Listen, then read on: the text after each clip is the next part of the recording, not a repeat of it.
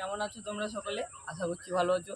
তো আজকে আমি করব আমার পেয়ারা গাছের ভিডিও। তো এই পেয়ারা গাছের জাত, এই পেয়ারা গাছের জাতগুলো খুবই ভালো।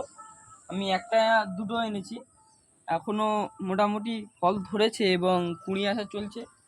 তো এই গাছটা প্রথমে দেখবে আসো, এটা কুড়ি ধরে আছি।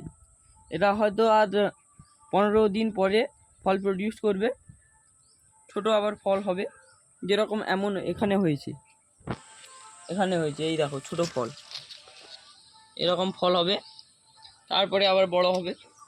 তো এই দুটো গাছ একই জাতের গাছ, হোয়াইট ডায়মন্ড। এ দুটো একই সময় এনেছিলাম, সাদিয়া নার্সারি গিয়ে যখন ভিডিও করেছিলাম তখন এনেছিলাম, মনে নেই যে কত বয়স হয়েছে। তো এই পেয়ারা গাছগুলোতে কুড়ি আনার পরেই, টবে লাগানোর পরেই ধরে গিয়েছিল কুড়ি। ঠিক আছে, আমি কিছুদিন রেখেছিলাম, 1-2 মাস রেখেছিলাম, তারপরে টবে বসিয়ে এই কুড়ি চলে এসছে। তো 4টে বড় বড় ফল হয়েছে, তোমরা দেখো এই পেয়ারা গাছগুলো। এর ভেতরটা পুরোটা সাদা এবং এর যে বীজগুলো আছে ওগুলো নরম হবে এবং কম হবে। আমরা অন্যান্য পেয়ারা গাছে দেখি যে বীজ অনেক বেশি হয়, এগুলোতে কম হবে এবং বীজটা নরম হবে। ঠিক আছে, তোমরা দেখো আমার এত টব, যে সুন্দর সুন্দর টবগুলো আছে, এগুলো আমরা দোকান থেকে কিনি না, আমাদের এখানে চণ্ডীপুরে এক ফ্যাক্টরি আছে, ওখান থেকে আমরা টবগুলো আনি। তো আমি একবার ফ্যাক্টরি গিয়ে টবগুলোর রিভিউ করব। ঠিক আছে বন্ধুরা, তোমরা দেখো আমরা এখানে মাচা তৈরি করেছি।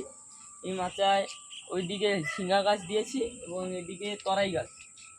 তোমরা জানো যে বাজারের প্রোডাক্টে অনেক সার্ভিস থাকে, তাই আমরা সার্ভিস মুক্ত একটু খাবার খেতে চাই, তাই এই ঝিঙ্গা গাছগুলো, তরাই গাছগুলো লাগিয়েছি। এগুলো দেখো ভালোভাবে হচ্ছে। বীজ প্রয়োগ করলে আরও বেশি হবে, কিন্তু বীজ প্রয়োগ করছি না, কারণ আমরা এগুলো খাবো তো, বাজার থেকেও কিনে নিয়ে আসা হয়, এগুলো আরও একটু ভালো হবে। এদিকে আসো, আমরা যে রান্না করি ওই যে আনিজের খোসাগুলো, ওই খোসাগুলো এখানে এক জায়গায় রেখে জল দিয়ে পচাতে দিয়েছি। এগুলোকে সন্ধ্যার সময় গাছের গোড়ায় গোড়ায় দিই খাবার হিসাবে। ঠিক আছে, এগুলো গাছ খায় খাদ্য হিসাবে। আর আমি কিছু বলছি না, আমার ভিডিওটা এখানে শেষ করি।